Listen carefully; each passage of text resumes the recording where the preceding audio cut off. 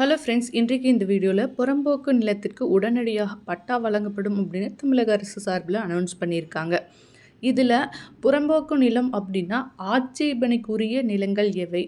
ஆட்சேபனைக்கு உரிய நிலங்களாக இருந்தாலும் அவங்களுக்கும் மாற்று இடம் வழங்கப்படும் சொல்லியிருக்காங்க. ஆட்சேபனையற்ற நிலங்கள் எவை அப்படிங்கிறதையும் பார்க்கலாம். ஆட்சேபனையற்ற நிலம் அப்படின்னா என்னென்னா, ஒருத்தர் 10 ஆண்டுகளுக்கு மேலே வசிச்சுட்டு இருக்காங்க அப்படின்னா, அவங்களுக்கு மின்வாரிய இணைப்பும் வழங்குறாங்க அப்படின்னா, அந்த இடத்துல எந்த தொந்தரவும் இல்லை அப்படின்னு அர்த்தம். அது எல்லாமே ஆட்சேபனையற்ற நிலம்தான். ஸோ அதனால் அவங்க தாராளமாக இந்த இலவச பட்டாவுக்கு அப்ளை பண்ணி வாங்கிக்கொள்ள முடியும்.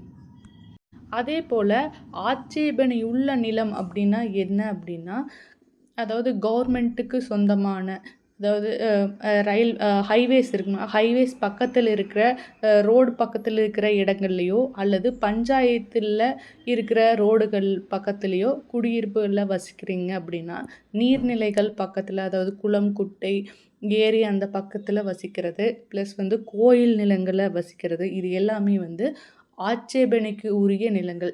ஏன்னா அந்த இது ஃப்யூச்சர் பர்பஸ்க்காக தமிழக அரசால் வைக்கப்பட்டது. அதுவும் பார்த்திங்கன்னா நீர்நிலைகள் கண்டிப்பாக அது ஒஸ்ட் கேஸ் ஆகும் மழைக்காலங்களில். ஸோ இது எல்லாமே ஆட்சேபனைக்குரிய நிலங்கள். இந்த நிலங்களில் நீங்கள் 5 அல்லது 10 வருடங்களுக்கு மேலே வசிக்கிறீங்க அப்படின்னாலும் நீங்கள் அதுக்கு அப்ளை பண்ணும்போது உங்களுக்கு மாற்று இடம் கொடுக்கறக்கும் அரசு ரெடியாக இருக்காங்க.